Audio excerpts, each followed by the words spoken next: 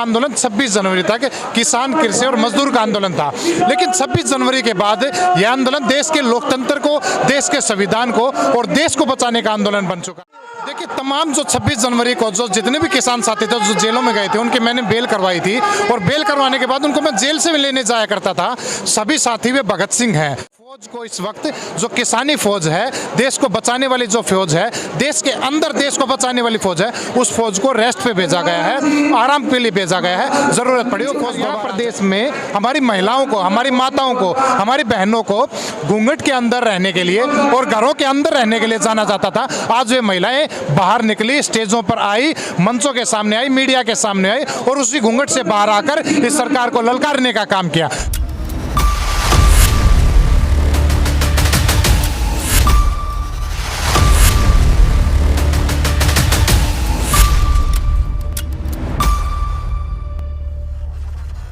देखिए, 1 साल 13 दिन मैं समझता हूँ देश ही नहीं पूरी दुनिया का सबसे बड़ा आंदोलन है। आज पूरी दुनिया को इस आंदोलन से सीखना चाहिए कि आंदोलन होते कैसे हैं। मैंने बार बार मंचों के माध्यम से, मीडिया के माध्यम से एक बात कही थी कि यह आंदोलन 26 जनवरी तक किसान, कृषि और मजदूर का आंदोलन था। लेकिन 26 जनवरी के बाद यह आंदोलन देश के लोकतंत्र को, देश के संविधान को और देश को बचाने का आंदोलन बन चुका था। इस आंदोलन ने आने वाली जो पीढ़ियाँ हैं उनको ये विश्वास दिलाने का काम किया कि आने वाली पीढ़ियां ये सोचेगी कि हम 380 दिन तो आंदोलन करेंगे ही करेंगे, क्योंकि हमारे पूर्वजों ने 380 दिन आंदोलन करके लड़ाई जीत रखी है। मैं समझता हूं कि इस उत्तर भारत ने और मुख्य रूप से हरियाणा व पंजाब, वेस्टर्न यूपी ने इस पूरे भारत के लोकतंत्र में एक आस्था जताने का काम इस आंदोलन ने किया है। और कमेरा मजदूर, श्रमिक, जो कमेरा वर्ग जिसकी बात सर छोटूराम जी किया करते थे, उस कमेरे वर्ग को बचाने का काम किया है। आप एडवोकेट हैं। इस आंदोलन के दौरान अनेकों केस लोगों के ऊपर लगे हैं। क्रांतिकारी जो लोग थे, आंदोलनकारी जो लोग थे, उनके ऊपर उनसे मिले होंगे, उनसे बातें हुई होंगी। उनका हौसला किस तरीके का था जब उनके ऊपर कोई केस लगा, तो क्या अनुभव नहीं होता? देखिए, तमाम जो 26 जनवरी को जो जितने भी किसान साथी थे जो जेलों में गए थे, उनकी मैंने बेल करवाई थी और बेल करवाने के बाद उनको मैं जेल से लेने जाया करता था। सभी साथी वे भगत सिंह हैं। सभी साथियों के अंदर सर छोटूराम जी की, डॉक्टर भीमराव अम्बेडकर की व भगत सिंह की रंगों का खून दौड़ रहा है। और मैं तो आप इस धरती पर, आज लोहारू की धरती पर हो, मैं आपको बता देना चाहता हूँ, हरियाणा प्रदेश में 1970 में जल, बिजली व पानी पहुंच गया था।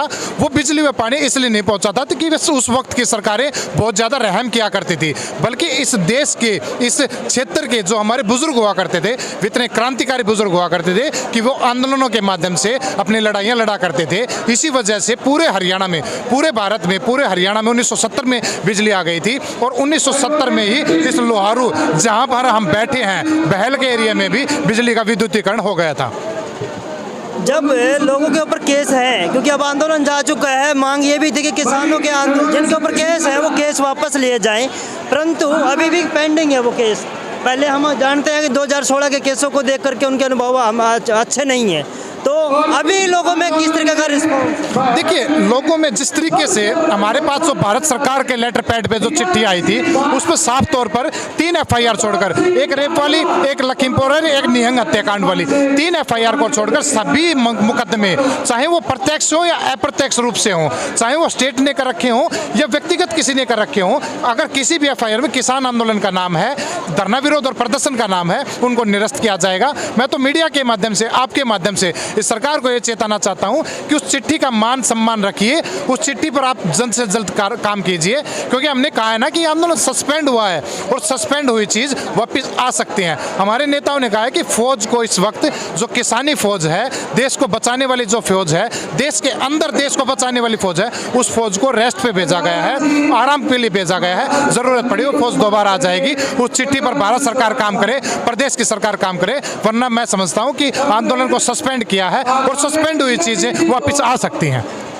तो अभी जो है, क्या वो लोगों में जो है थोड़ा सा ढीलापन नहीं दिखाई देता होगा आपको कि भाई यार कभी हमारे केस रह ना जाए? नहीं, बिल्कुल नहीं। लोग बिल्कुल संयुक्त किसान मोर्चे पर, किसान आंदोलन पर और हमारे आगुओं पर और उस चिट्ठी पर लोगों का विश्वास है। और तमाम जो जितने भी साथी हैं वो निश्चित तौर पर इस बात से बेफिक्र रहें कि आपको किसी भी तरीके से कानूनी प्रक्रिया से गुजरना पड़ेगा। अगर आपको किसी भी तरीके से गुजरना भी पड़े, जब तक आपके मामले निरस्त ना हो, तो आपको कहीं जाने की जरूरत नहीं है। मैं आपके लिए उस वक्त तक इस आंदोलन के बीच लड़ूंगा जब तक एक नोटिफिकेशन भारत सरकार की, प्रदेश सरकार की ये नहीं आ जाती कि तमाम मुकदमों को निरस्त किया गया, तब तक मैं आपकी लड़ाई लड़ने का काम करूंगा।